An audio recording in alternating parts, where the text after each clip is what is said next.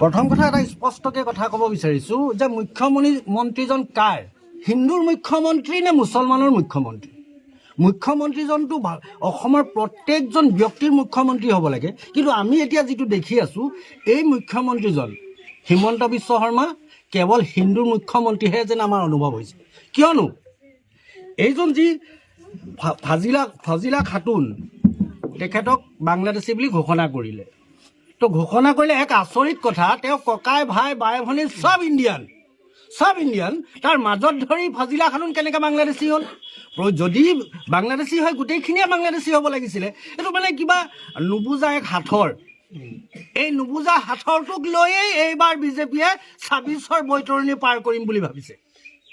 গতিকে এতিয়া ২৬ৰ বৈতৰণিৰ কাৰণে বিজেপিৰ ব্ৰেণ্ড এম্বেচাডৰ হৈছে মিয়া, বিজেপিৰ ব্ৰেণ্ড এম্বেচাডৰ হৈছে মিয়া, আৰু এই মিয়াৰ মূৰত ভৰি থৈয়ে এইবাৰ হিমন্ত বিশ্ব শৰ্মাই ২৬ৰ নিৰ্বাচনী বৈতৰণি পাৰ কৰিব বিচাৰিছে।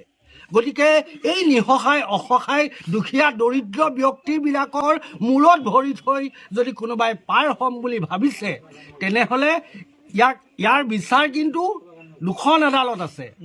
এখন আদালত এই এখন আদালত পৃথিৱীৰ পৰা যোৱাৰ পাছত এখন নিশ্চয় আদালত হৈছে।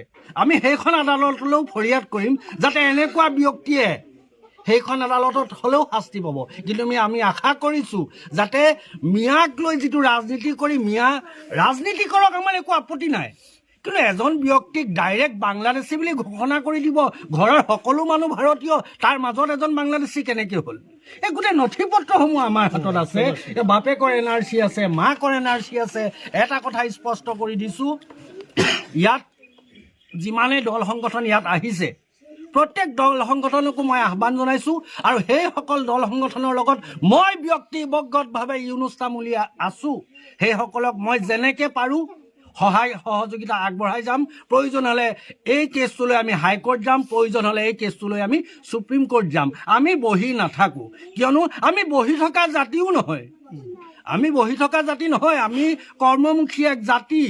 যিটো জাতিয়ে একেবাৰে বেয়া মাটিটো ধান উৎপাদন কৰি দিব পাৰে, একেবাৰে বেয়া মাটিটো পাচলি উৎপাদন কৰি দিব পাৰে, মূৰৰ ঘাম মাটিত পেলাই দিয়া এটা জাতি হয়, যিটো জাতিয়ে একেবাৰে য'ত একো নগজে তাতো গজাই দিব পাৰে।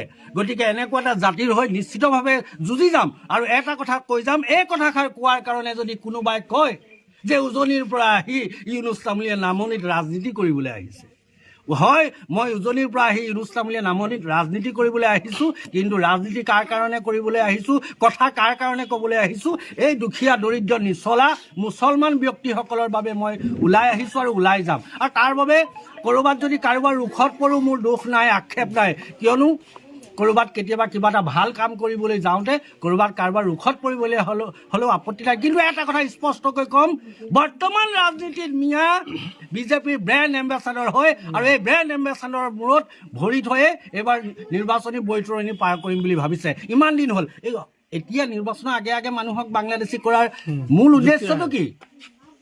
ইমান খৰধৰ হৈছে কিয়?